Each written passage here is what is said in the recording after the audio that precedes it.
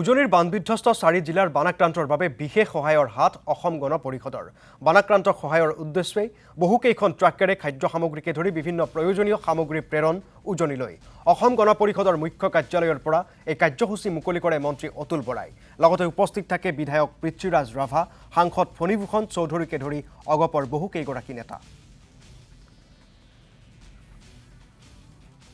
বানৰ সংহাৰী ৰূপে বহুত ক্ষয়ক্ষতি কৰিলে মানুহৰ জীৱন পশুধন সা সম্পত্তি বিনষ্ট হ'ল খেতিপথাৰ বিনষ্ট হ'ল এক অবৰ্ণনীয় পৰিস্থিতি দেখা দিছে আৰু এই সময়ছোৱাত অসমৰ সৰ্বস্তৰৰ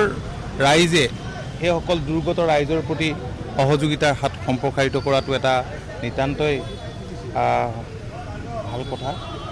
আৰু আমাৰ দলৰ কৰ্মকৰ্তাসকলেও আৰম্ভণিৰ পৰা এতিয়ালৈকে বিভিন্ন জিলাৰ কৰ্মকৰ্তা আহি বান দুৰ্গতক সহায়ৰ হাত আগবঢ়াইছে আৰু অসম চৰকাৰেও মাননীয় মুখ্যমন্ত্ৰীৰ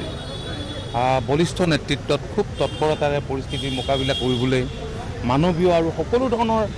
সময় উপযোগী পদক্ষেপ ইতিমধ্যে গ্ৰহণ কৰিছে আজি অসম গণ পৰিষদ দলৰ তৰফৰ পৰা কিছু অত্যাৱশ্যকীয় ৰিলিফ মেটেৰিয়েলছ আমি পঠাবলৈ লৈছোঁ আমাৰ এটা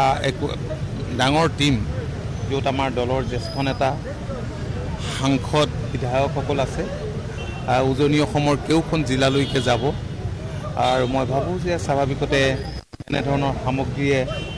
অকণমান হ'লেও তেওঁলোকক সকাহ দিব